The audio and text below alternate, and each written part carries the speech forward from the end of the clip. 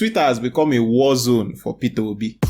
OB Keeng to ease no eye, coming out with the music to ease your mind. Hi guys, it's OB Keeng once again in the house with another video for you guys. First of all, regarding the 2023 presidential elections, I want to say I respect everybody's choice of candidates. It doesn't matter. I'm just joking. If Peter Obi doesn't win, I'm leaving to Rwanda. Guys, the Twitter influencers are back at it again. You know, it's campaign season. Allegedly, reportedly, suspectedly, they are paid. Basically, they are paid to like spread propaganda on behalf of the presidential candidates online. Of course, this is all alleged. A lot of these influencers are already at it. Like we're seeing some of their works online. People are starting to divide into different camps. You may ask yourself, why am I talking about Twitter influencers? Like, it's not really important. After all, Facebook has more Nigerian followers on it than Twitter. Well, Twitter is very much believed to have played a major influence in the result of the 2015 elections. You know, the ones where Goodluck Jonathan lost. Because on Twitter, there were a lot of influencers that came up at the time that was spreading propaganda against Goodluck Jonathan, and many people believe that it's part of what led to his defeat at the 2015 elections. It was called a lot of vile things. Also, the hashtag Bring Back Our Girls that time was a big blow on Goodluck Jonathan's campaign. A lot of people felt that he couldn't handle security. If that's not enough to tell you how important Twitter is to Nigerian elections, you also recall that it is the only app that was banned. The federal government felt that it was dangerous for the app to go on due to the information that was being spread there, that they banned it for over 6 months and just brought it back, you know, just short of the campaign. Now, it seems that many of these influencers who are reportedly paid, you know, to get behind certain presidential candidates, they have a very big problem this year. That problem is the obedience. This time around, Peter Obi supporters have taken it upon themselves to be the social media watchdogs for Peter Obi, and they are doing this free of charge. So this presents a problem, you know, to the political influencers, because how would they make their daily bread? And this is the hot season for making daily bread. Peter Obi supporters online, they are now working as a unit. They've adopted several terms that make me chuckle every day, like violence. They've adopted the comrade meme, and it shows up everywhere.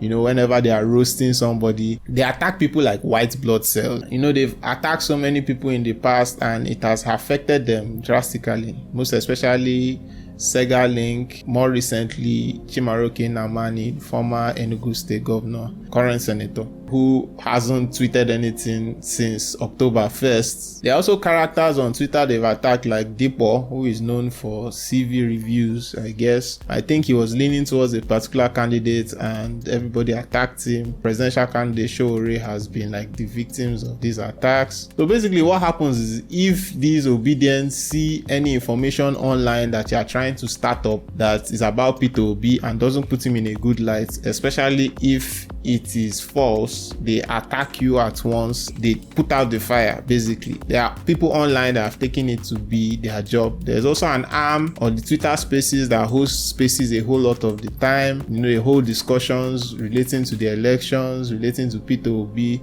interviewing prominent people in his campaign. It amazes me sometimes how coordinated and intelligent like the obedient movement online is, despite the fact that they are not paid, they are not mobilized at all, but everybody is putting in his own quota. But what made me make this video was I was very concerned about 2 recent attacks they made. I found them very interesting to me, so I said let me share this with you guys to see your reaction. First of all, the online influencer Omojuwa, he was at the forefront of the attacks on President Goodluck Jonathan in 2015. So recently he was alleged of trying to whitewash the image of MC Oluomo, who is the head of the National Union of Road Transport Workers in Lagos State, a key figure in the Tinubu campaign and one of Tinubu's major supporters. In the past, he has been linked with a whole lot of the thuggery that goes on with Lagos State, which I cannot confirm or deny. So Omojuwa had a meeting with him, took pictures of the whole ordeal,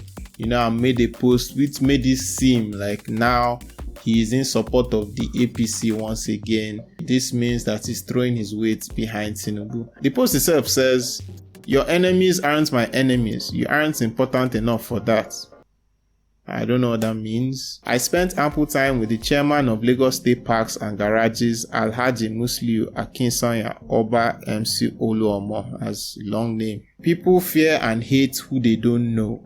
I simply move closer for a better perspective. So the Obedience Online began their attacks on his page because they did not want a repeat of 2015, obviously. The comments under that tweet are devastating, to say the least. Later, Omojowa would go on to post a poll asking his followers who they would vote for in the upcoming elections, and he cunningly omitted Peter Obi's name from the poll, putting him as part of Sowore and others. But the Obedience Online, true to form, they ravaged that tweet and ensured that others won that poll ahead of Tinubu, which of course he favored, and he ended up deleting that poll. Later on, they would bring up a screenshot of his old tweets where he was making fun of MC Oluomo, and that brings me to the crux of this video.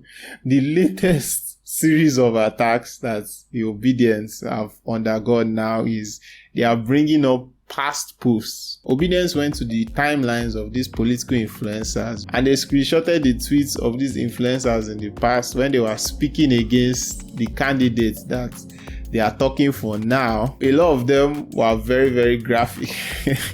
I've been laughing all day because man, it's really, really bad PR. I've seen so many funny screenshots being brought back, particularly for Atiku supporters. And it kind of shows that they are not really sincere in their support. I mean, just take a look at some of these tweets from the past. I mean, one even goes to call Atiku a clown. The funny thing is, looking into the past of these influencers, you see a lot of them speaking very highly of Peter Obi. Take for instance this one from Chosen Somto. Peter Obi treated government money like people's money. He relied on his salary and cut down all unnecessary allowances. No other politician in Nigeria can stand among other politicians and teach prudence without getting stoned.